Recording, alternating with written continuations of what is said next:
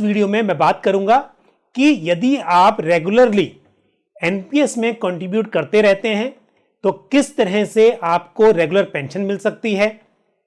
आपके जाने के बाद आपके स्पाउस को भी सेम पेंशन मिल सकती है और नॉमिनी को एक लमसम पैसा वापस मिल सकता है। लेकिन इससे पहले कि इस चर्चा को मैं आगे बढ़ाऊं, एक बार फिर आपको याद दिलाऊंगा, यदि आपने हमारा YouTube चैनल अभी तक सब्सक्राइब नहीं किया है तो उसको सब्सक्राइब जरूर करें।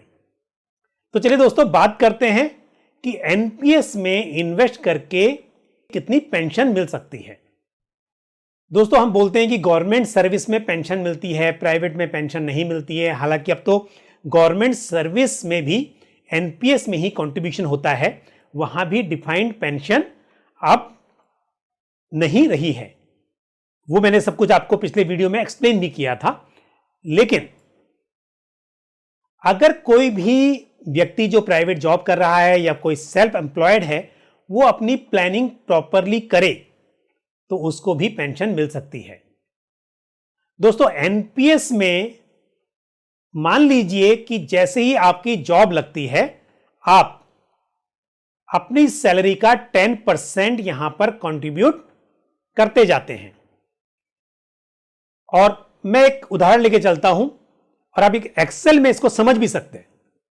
देखिए, मैंने ये बताया कि 2000 रुपया महीना आपने इन्वेस्ट करना स्टार्ट किया एनपीएस में।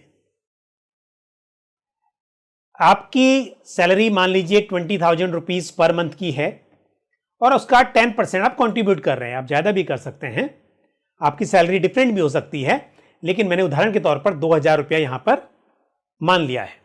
तो 2000 रुपया महीना आप स्टार्ट करते हैं इन्वेस्ट करना, और क्योंकि आप 25 साल की उम्र से इन्वेस्ट करना स्टार्ट कर रहे हैं, 60 इयर्स की जनरली एक रिटायरमेंट एज होती है, तो आपके पास 35 इयर्स यानी कि 420 मंथ्स हैं।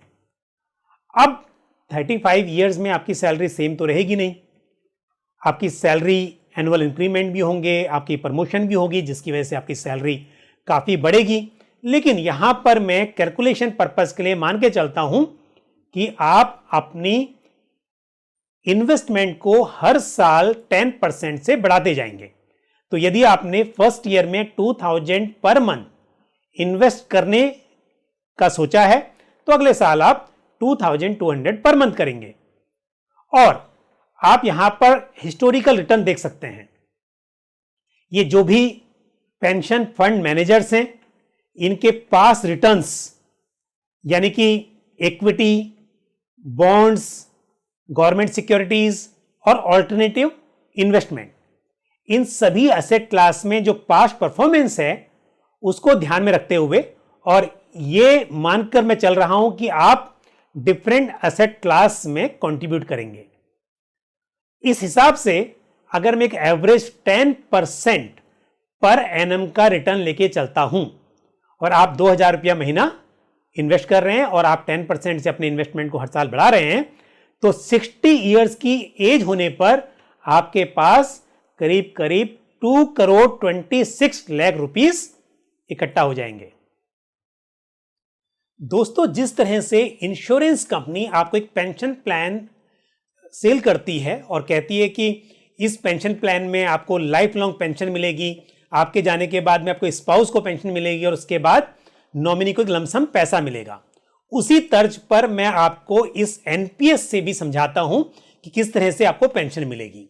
देखिए, हमने कैलकुलेशन की इस एक्सेल में कि यदि 2000 रुपया हर महीना इन्वेस्ट कर रहे हैं और हर साल इन्वेस्टमेंट अमाउंट को 10% से बढ़ा रहे हैं, तो रिटायरमेंट के वक्त आपके पास करीब 2,26 लाख रुपए इकट्ठे हो रहे हैं। इस 2,26 लाख पर यदि आप लमसम में पैसा नहीं लेते हैं, हालांकि आपके पास चॉइस है कि 60% आप लमसम विड्रॉ कर सकते हैं, लेकिन जिस तरह से मैंने बोला कि इंश्योरेंस कंपनीज आपको पेंशन प्लान बेचती हैं, और दूसरी बात, क्योंकि आपका मकसद यहां पर पेंशन पाना है, तो ऑब्वियसली यदि आप लमसम में पैसा विड्रॉ करेंगे तो आपकी पेंशन कम हो जाएगी। तो कैलकुलेशन पर्पस के लिए मान के चलता हूं कि आप लमसम के लिए एक अच्छी प्लानिंग है। जो लोग हमेशा कहते हैं कि हम सेल्फ एम्प्लॉयड हैं, हमारी कोई पेंशन नहीं है, या हम प्राइवेट जॉब में हैं, हमारी कोई पेंशन नहीं है, यदि वे एनपीएस के जरिए अपनी पेंशन प्लानिंग करें, रिटायरमेंट प्लानिंग करें, तो एक अच्छी खासी पेंशन मिल सकती है। तो आप जल्दी शुरुआत कीजिए। यदि आपने अभी तक शुरुआत नहीं की है और आपकी नौकरी लगे हुए कई साल हो गए हैं, तो डेफिनेटली आपकी इनकम भी अभी बढ़ गई होगी, आप थोड़े ज़्यादा पैसे से प्लानिंग कीजिए। मुझे